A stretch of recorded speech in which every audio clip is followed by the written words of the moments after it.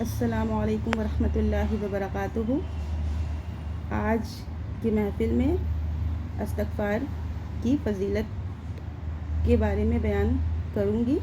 اس سے پہلے بھی استغفار کے اوپر ویڈیو بنا چکی ہوں، پلیز میری پروفائل میں چیک کریے اگر آپ کو اس کے بارے میں اور جاننا ہے۔ کہ نحمدہ و نصلی علی رسولہ الکریم، اما بعد، استغفر اللہ ربی من کل ذنب و اتوب الیہ۔ ترجمہ: میں اللہ سے تمام گناہوں کی بخشش مانگتا ہوں جو میرا رب ہے اور اسی کی طرف رجوع کرتا ہوں۔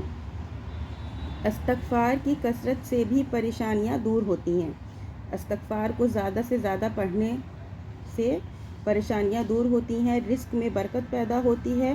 چنانچہ حضرت عبداللہ بن عباس رضی اللہ تعالیٰ عنہ سے روایت ہے کہ رسول اللہ صلی اللہ علیہ وسلم نے ارشاد فرمایا کہ جو بندہ استغفار کو لازم پکڑے، یعنی اللہ تعالیٰ سے برابر اپنے گناہوں کی معافی مانگتا رہے، تو اللہ تعالیٰ اس کے لیے تنگی اور مشکل سے نکلنے اور رہائی پانے کا راستہ بنا دے گا، اور اس کی ہر فکر اور ہر پریشانی کو دور کر کے کشادگی اور اطمینان فرمائے گا، اور اس کو ان طریقوں سے رزق دے گا جن کا اس کو خیال و گمان بھی نہ ہوگا۔